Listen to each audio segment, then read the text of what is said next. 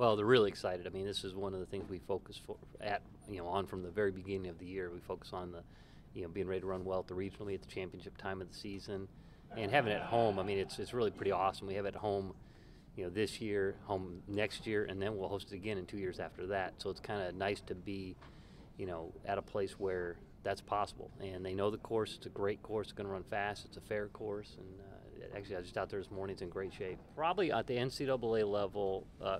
For teams to advance cross country is the toughest sport in the country to advance to nationals. Only 31 teams make it to the NCAA championship, as opposed to 64 in basketball and volleyball and all those other sports. So it's tough to start off with. It's tough. To get those auto spots, you got to be ready to run at the championship time of the season, and it'll be interesting. Women's side, women's side is kind of wide open. You got Arkansas and then everybody else. There's probably 5, 6 teams that are going in this weekend thinking, if we do things right, I think we can get second. On the men's side, Arkansas and Texas have kind of separated themselves a little bit on paper. Maybe I'm a little have a little bit of SEC bias, but I think to me, Arkansas is especially the way they ran at the SEC championships is better than Texas. So and there's more experience, more of a veteran group. So.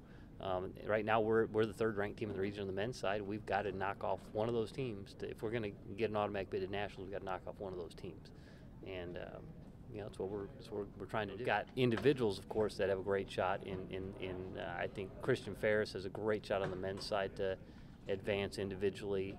On the women's side, Kelsey Warren has stepped up to a completely different level this year and puts herself in that conversation and has a shot. I mean, you're 10th in the SEC. That probably puts you in the top 5 to 6 in the region individually, which usually will get you to nationals. She's got to qualify individually. You have to be one of the top 4 individuals not on a qualifying team, and she's got a shot. And in all honesty, I think Ashley Driscoll's got an outside shot as well to put herself in that position. I mean, our top 2 girls right now are running very similar to how they were running when we had Hillary Montgomery and Grace Fletcher, who both went on to be All-Americans. And these girls are a couple years ahead of that curve. I mean, they're running like Hillary and Grace were running as seniors, as sophomores. So I'm pretty excited about that and what it not only means for this weekend, but what it also means for the future, especially with some of the recruits we'll